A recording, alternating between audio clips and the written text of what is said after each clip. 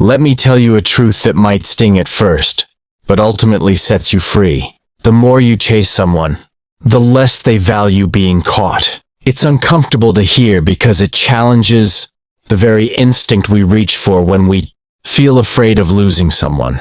We think holding on tighter will make them stay, but in reality the opposite happens. Pressure pushes away. Clinging diminishes magnetism. And that's where the deeper work begins. Not with the other person, but with you.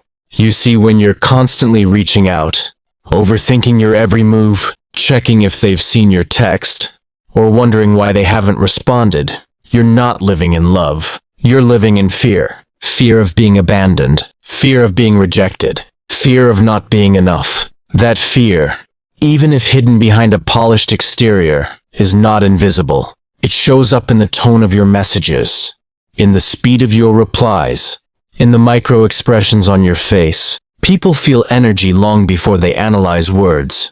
Here's the hard truth. Desperation repels. No matter how artfully you try to disguise it, it sends a message louder than anything you could say. I don't feel whole without you. And that's where things start to unravel. Attraction thrives on space, curiosity, and a sense of mutual choice. It dies under the weight of emotional dependence.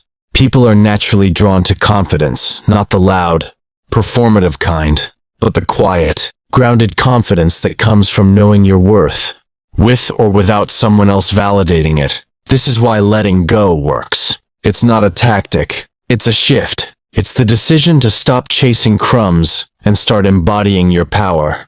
The moment you stop trying to convince someone to love you and start focusing on loving yourself first, the entire dynamic changes. Think about it. When you're chasing someone, you're essentially declaring, "You're the prize, and I'll do whatever it takes to keep you." You overextend. You overanalyze. You shapeshift to avoid conflict. You hold your breath waiting for a text back. That energy feels heavy, like pressure, and pressure pushes people away. But the second you decide, "I'm done proving. I'm done begging," and you lean back into your own life, your own goals, your own joy, things shift. This isn't a game. This is biology. When someone senses that you are emotionally detached from the outcome, you instantly become more interesting. Why? Because you're no longer predictable. You're no longer validating them on demand. That unpredictability, combined with calm self-possession, activates curiosity. And curiosity fuels desire. Carl Jung once said, "The privilege of a lifetime is to become who you truly are." This is the essence of letting go. You're not pulling away to punish or manipulate. You're stepping into your truest self. The self that doesn't need someone else to complete it. The self that's whole, centered, and grounded. Letting go is not passive aggression. It's not pretending to be busy or unavailable while secretly watching your phone. That's still rooted in insecurity. Real letting go is internal. It's the moment you stop attaching your sense of worth to how someone treats you. It's the decision to stop needing their validation to feel good. You want love, yes, but not at the cost of losing yourself. When you carry that energy, the "I'm good either way" vibe, you stand out. You become magnetic because you're not begging for attention. You're not glued to your phone. You're not sacrificing your life to orbit someone else's. You're living, glowing, aligned. People feel that shift, even if they can't name it. That shift is the very thing that makes someone sit up and notice. Wait, something's different. She's not chasing anymore. She's not texting me good morning. She's not checking in. Suddenly, they feel the space where your energy used to be, and they feel the loss. There's a reason why the moment you stop caring so much, they start to care more. It's not manipulation. It's human wiring. When someone senses that your attention, your presence, or your affection is slipping away, it triggers a subtle alarm. I might lose something valuable. But here's the key. This only works if it's real. You can't fake calm detachment. You have to actually stop chasing, stop hoping, stop seeking. You must return to your center. Stop making someone else your source of happiness. Stop waiting for their attention to feel okay about yourself. Stop needing their response to feel seen. Once that internal change happens, your external behavior naturally follows. You text less. You overthink less. You stop bending over backwards. And that's when the shift begins. Because now they have to choose. They have to show up. They have to ask, initiate, pursue. If they don't, you have your answer. That's clarity, not rejection. But if they do, then you've rebalanced the dynamic in a healthy way. This is the power of letting go. Think about the psychological principle of loss aversion. Humans are wired to feel the pain of loss more strongly than the pleasure of gain. When someone senses your attention or affection slipping away, it often triggers an instinctive pull to reclaim it. But again, this is not a trick. It's a natural consequence of you reclaiming your energy. Here's the wild part. The act of letting go transforms not only the relationship, but you. It's not just about how they respond. It's about how you begin to feel. As you stop chasing, you stop tying your self-worth to their actions. You begin to see your own value more clearly. You realize you're not dependent on their approval to feel good about yourself. This newfound independence radiates outward as confidence. People are drawn to that. They're drawn to someone who doesn't need them, but chooses them. That's where true connection grows. Not out of desperation, but out of mutual desire. When you shift from seeking external validation to cultivating internal peace, you start to notice patterns. You stop ignoring red flags. You stop making excuses for inconsistency. You begin to live from a place of self-respect rather than fear. This doesn't mean you harden your heart or close yourself off to love. It means you open your heart from a place of strength, not lack. Letting go also gives you the gift of perspective. When you're constantly in pursuit, you're too close to the situation to see it clearly. You're viewing everything through a fog of need. But when you step back, that fog begins to lift. You can finally see who's really there for you, who's capable of showing up, and who's simply enjoying the benefits of your overgiving. Carl Jung also wrote, "Your vision will become clear only when you can look into your own heart. Who looks outside dreams, who looks inside awakes." This is the invitation of letting go. It wakes you up.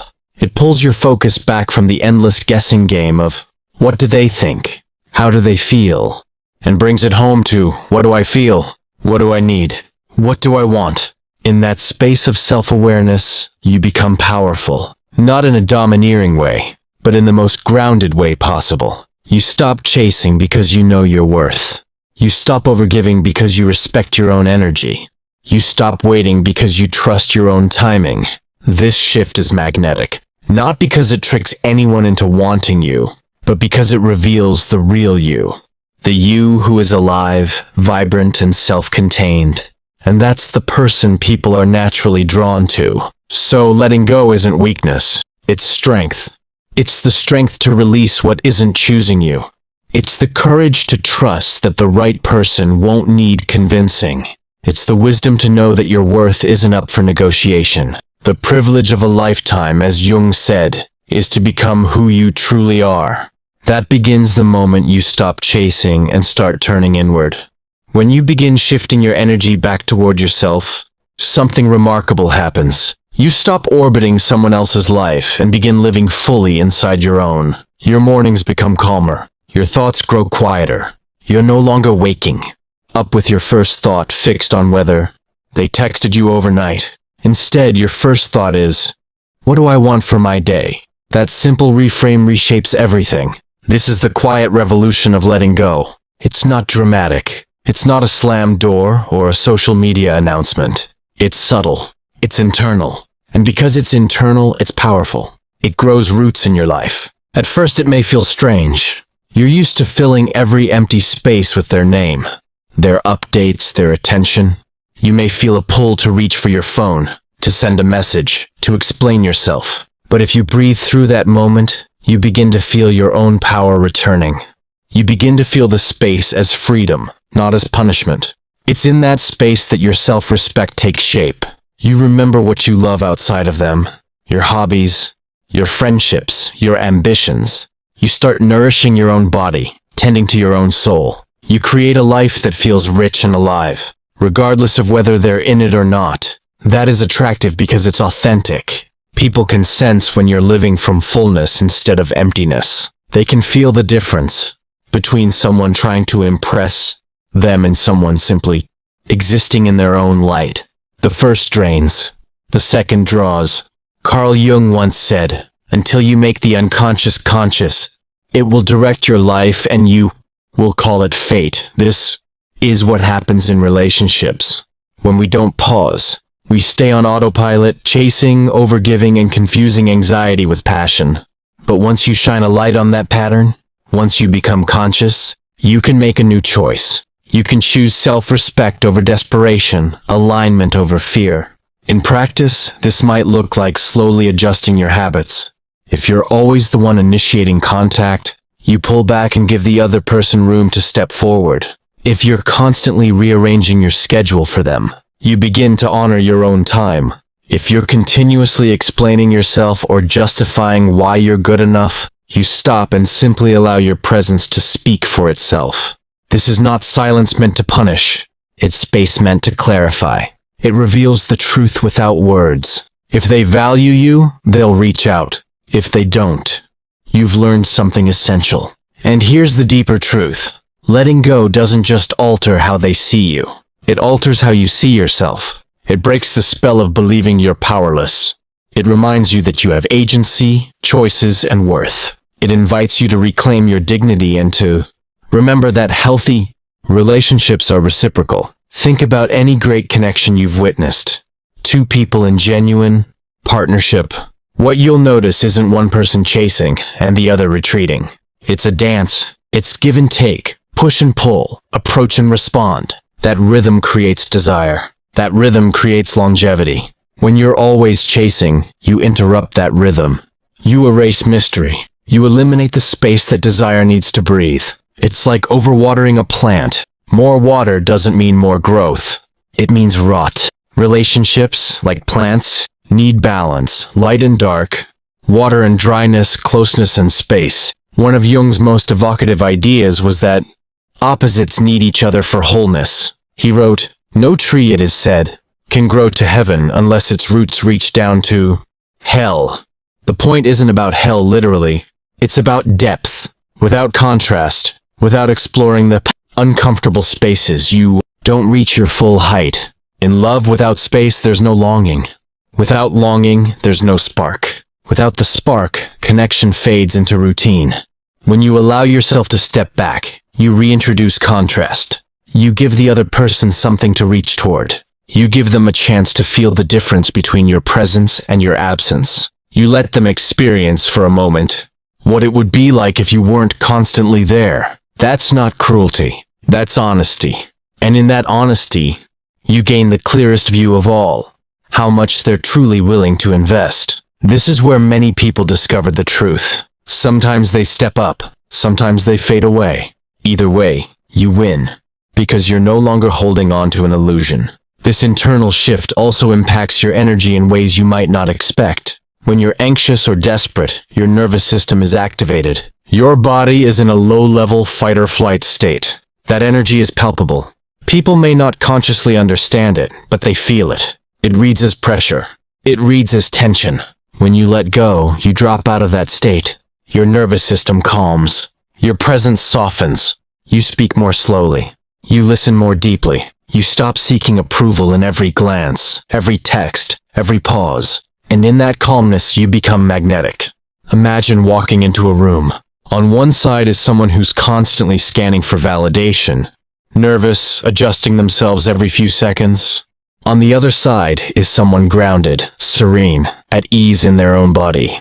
Who do you gravitate toward? The answer is obvious. Humans are drawn to calm, self-contained energy because it feels safe. This is why letting go works on a deeper level. It's not only about behavior, it's about physiology. You're literally shifting your nervous system from one of pursuit to one of presence. And presence is irresistibly attractive. You might worry, but if I stop reaching out, they'll forget me. That's the fear talking. In reality, if your connection was genuine, your absence will make itself felt. They will feel the contrast. They will remember. And if they don't, then you've received the clearest sign possible. You were carrying the relationship alone. Letting go also allows you to reclaim your time and mental energy. Hours once spent analyzing texts, crafting perfect replies, or replaying conversations now become hours spent on your own growth. You pick up hobbies you abandoned. You invest in friendships that nourish you. You discover corners of yourself you had neglected. In that process, your self-concept strengthens. You no longer feel like a satellite spinning around someone else's planet. You are your own planet with your own gravity. And paradoxically, that's what makes people want to orbit you. You may also find your standards quietly rising. When you're no longer desperate for someone's approval, you start to notice behaviors that you once excused. You start to say no to crumbs. You start to see how much energy you've been giving away for free. That's not bitterness. That's clarity. And with clarity comes choice. Real choice. Not choice clouded by fear of abandonment. Not choice driven by scarcity, but choice rooted in self-awareness and self-respect. In this state, your conversations change. Your posture changes. Your boundaries solidify. You begin to communicate from a place of calm expectation rather than anxious hope. You no longer say, "Please see my worth." You embody, "I know my worth." And that energy says more than any speech ever could. The beauty of this shift is that it's sustainable, because it's not about tactics or games. It's about transformation. Once you've tasted the freedom of not needing someone else to complete you, you can't go back to the old way. You can still love deeply. You can still care. But your love is no longer rooted in fear. It's rooted in choice.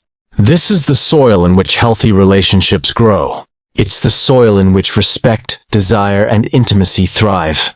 When you bring your full self to the table, no longer grasping, no longer contorting, you invite the other person to meet you there. Some will, some won't, but you will never lose yourself again. Carl Jung reminded us, the meeting of two personalities is like the contact of two chemical substances. If there is any reaction, both are transformed. This is exactly what happens when you shift your energy. Whether they rise to meet you or drift away, you are transformed. You are freer, clearer, and more self-possessed. And that transformation radiates. It impacts how you speak, how you walk into a room, how you see your future. You no longer need to chase because you're finally attracting. The real magic begins when you realize letting go isn't just about stepping back from one person. It's about stepping fully into yourself. It's about reclaiming your life, your time, your energy, and your identity. When you stop chasing, you create room for everything else that truly matters to you to flourish. Your friendships deepen. Your passions reignite. Your confidence becomes rooted, not situational. In the beginning, this might feel like emptiness, but it's not emptiness. It's space. And space is powerful. Space is where your authentic self can breathe again. As you create that space, you begin to look at your own patterns with clearer eyes. You start to notice where your sense of worth has been outsourced to their text messages, their attention, their validation. You may even discover how much of your life has been structured around someone else's moods or availability. That awareness is not something to shame yourself over. It's something to celebrate, because seeing it is the first step to changing it. This is where boundaries enter the picture, not walls. Not ultimatums, but healthy boundaries rooted in self-respect. A boundary isn't about controlling another person. It's about protecting your own energy. It's about saying, this is how much I give, and this is where I need reciprocity. When you have clear boundaries, you naturally filter out what isn't aligned without needing to make a dramatic announcement. Carl Jung once said, knowing your own darkness is the best method for dealing with the darknesses of other people. This isn't about becoming suspicious or hard-hearted. It's about understanding your own insecurities and patterns so you're not unconsciously acting them out in relationships. When you can hold your own darkness with compassion, you stop projecting it outward. You stop chasing people to soothe it. You stop demanding someone else be your sense of completion. You become whole in yourself, and that wholeness is magnetic. Imagine yourself as a lighthouse. A lighthouse does not run down the coast chasing ships. It stays rooted on its cliff, shining its light. Ships navigate by it because it's steady, not because it's desperate. That's the kind of presence you're cultivating. You're no longer scanning for who's coming and going. You're steady in your own glow. And from that steadiness, the right people find you. This shift also changes how you experience time. Instead of living in constant anticipation of their next move, you live in the moment. Instead of performing to be chosen, you choose yourself. You fill your hours with what matters to you, not with waiting. Waiting drains. Living replenishes. And something else happens. The people who are truly meant to be in your life rise to meet you. They start initiating, reaching out, making space for you. Not because you manipulated them, but because you gave them the chance to choose. You invited them to step into a healthier rhythm. At the same time, people who were never invested may fade away. And while that may sting, it's also clarity. You're no longer stuck in the limbo of wondering. You've created a natural sorting process. One rooted in respect for your own energy. This sorting process is vital, because it breaks the cycle of overgiving and under-receiving. It frees you from relationships built on imbalance. It makes space for mutuality, respect, and real intimacy. As you live more in alignment with yourself, your energy shifts. You walk differently. You speak differently. Your tone softens, but your presence strengthens. You're not auditioning for anyone. You're embodying yourself. Think about how you enter a conversation now. In the past, you may have been scanning for approval, reading microsignals, adjusting your behavior to please. Now you enter with curiosity but also self-containment. You're listening, you're present, but you're not performing. That subtle shift creates a massive change in how people respond to you. Instead of radiating, "Please like me," you're radiating, "I'm already whole." And people gravitate to wholeness. This is also the point where you begin to notice your own inner dialogue changing. Where you once asked, "Why don't they text me?" You now ask, "What do I want today?" Where you once thought, "I hope they choose me," you now think, "I choose me." This is not arrogance. This is self-ownership. With self-ownership comes discernment. You're no longer dazzled by attention alone. You're not impressed by inconsistency or grand gestures followed by silence. You're looking for alignment, respect, and reciprocity. You're seeing behavior as data, not as a puzzle to solve. This discernment saves you time, energy, and heartbreak. It keeps you from sinking months or years into dynamics that were never truly mutual. It frees you to invest in what feeds you, not what drains you. Carl Jung believed the goal of life was individuation, the process of becoming your true self. Letting go of chasing someone is a microcosm of that individuation. It's an initiation into adulthood at the emotional level. You're no longer operating from childhood wounds. You're not trying to earn love by overgiving. You're stepping into mature love, which is mutual and choice-driven. As you continue this process, you may find you're more comfortable with silence. You don't need to fill every gap with reassurance. You're okay with unanswered texts because your worth isn't tied to them. You're okay with slower rhythms because you're living your own life. That calmness radiates. It draws in people who appreciate it and naturally filters out those who thrive on chaos. You also begin to embody a deeper self-trust. You realize that if someone walks away, you'll still be okay. If someone stays, you'll still be okay. Either way, you're grounded. That kind of trust is magnetic because it's rare. Most people are looking for someone else to be their anchor. When you're your own anchor, you become a powerful presence in any room. This is why letting go is so transformative. It's not just about dating or relationships. It's about rewiring how you relate to life itself. It's about moving from grasping to allowing, from control to trust, from fear to self-possession. This shift also opens you to joy. When you're no longer consumed by what are they thinking, you have bandwidth for creativity, for connection with friends, for pursuing goals, for experiencing life's small pleasures. Your energy becomes expansive again, and as you expand, people notice. They notice the new sparkle in your eyes, the relaxed way you move, the unforced smile. They feel the difference between someone seeking to be filled and someone already overflowing. That's why they start leaning in. That's why they start chasing. Yet the most beautiful part of this process isn't their response. It's your own. It's waking up one day and realizing you're no longer obsessed. You're no longer waiting. You're no longer walking on eggshells. You're free. That freedom is what gives you the courage to walk away if necessary. Not out of spite, but out of self-respect. Not because you're cold, but because you're clear. You're no longer afraid of loss because you've already found yourself. This is where you start to taste a new kind of power. The quiet power of self-possession. It's not about being hard or detached. It's about being soft yet unshakable. It's about embodying the paradox of strength and openness. When you reach this point, relationships become a choice, not a need. Love becomes something you share, not something you seek to complete you.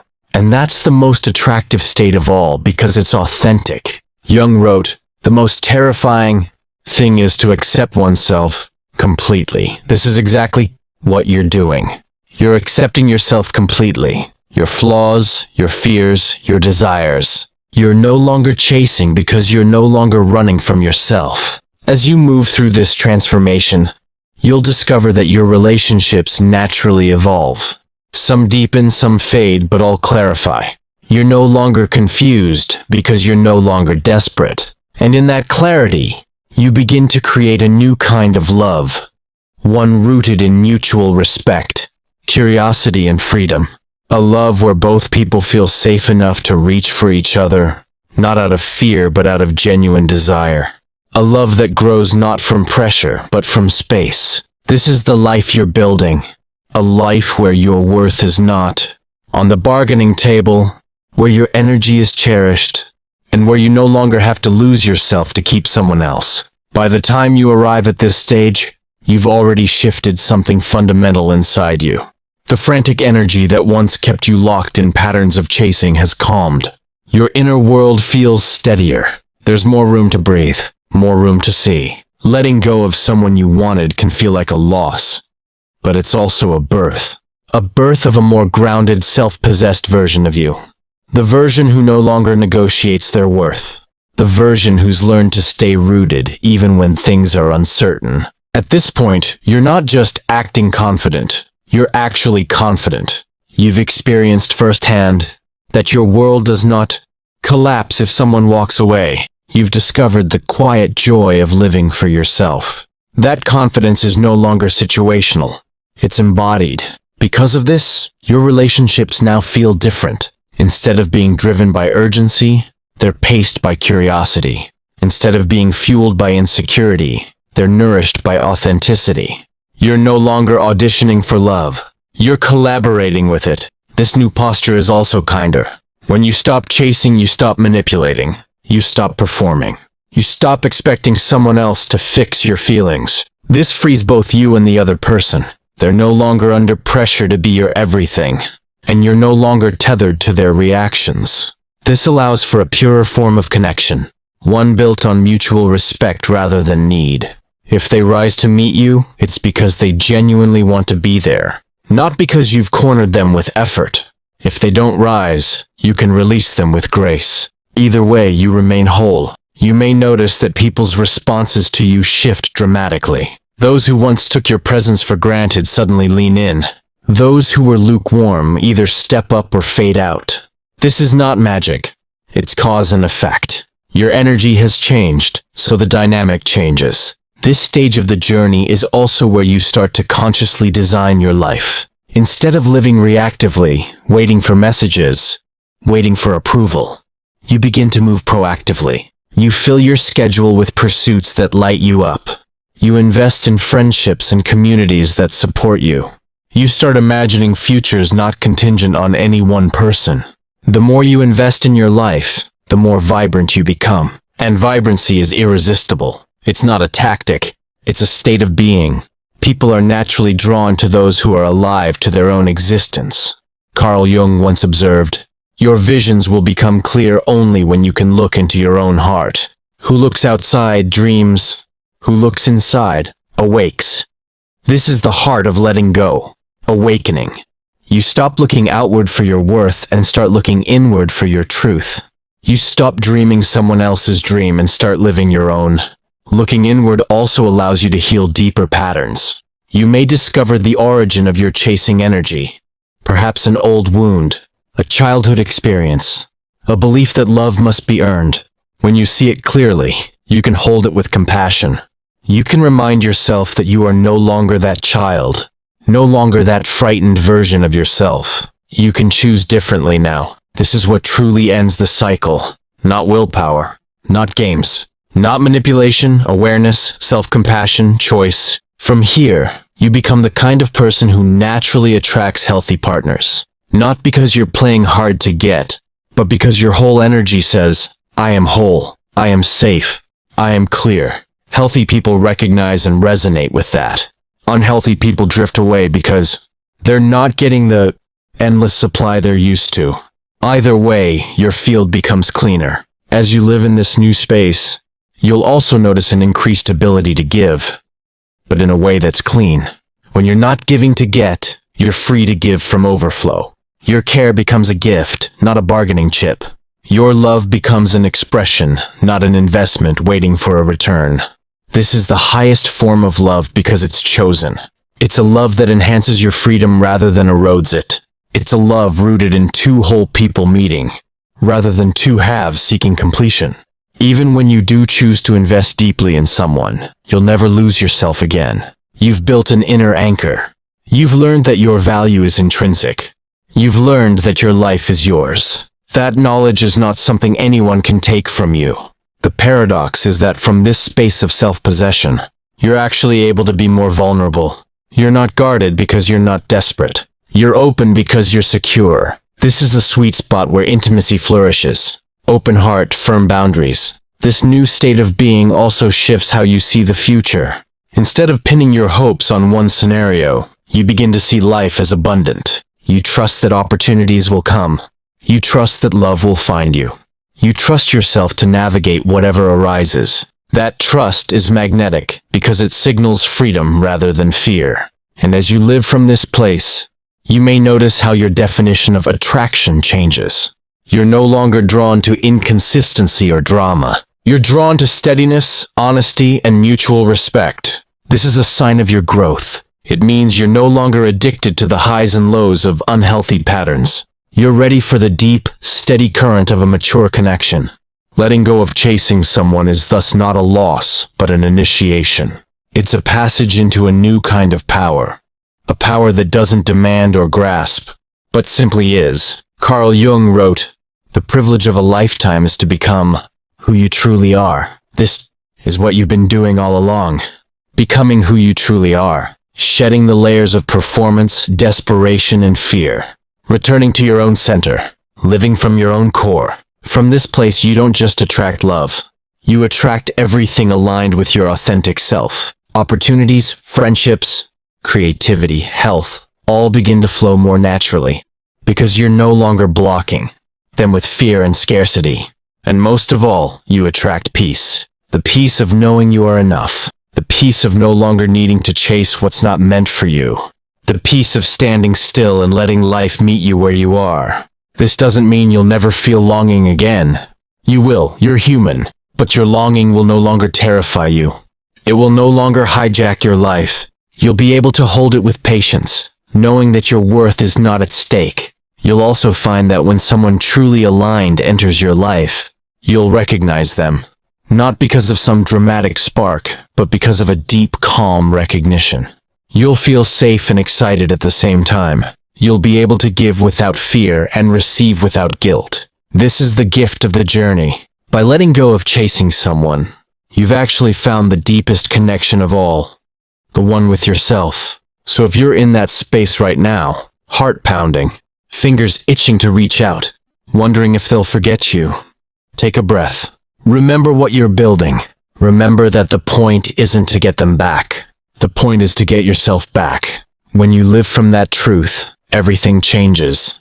Love stops being a battlefield and starts being a garden. Relationships stop being about survival and start being about creation. You stop living in scarcity and start living in overflow. You've moved from needing to be chosen to choosing yourself. You've moved from fear to freedom. You've moved from unconscious patterns to conscious living. And that is the deepest attraction of all. Hey, if this video resonated with you and you're ready to step into your power, don't forget to hit that subscribe button.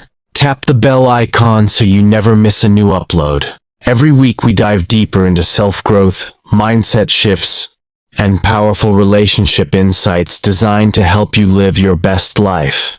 Join our growing community and let's transform together. Subscribe now and start your journey today.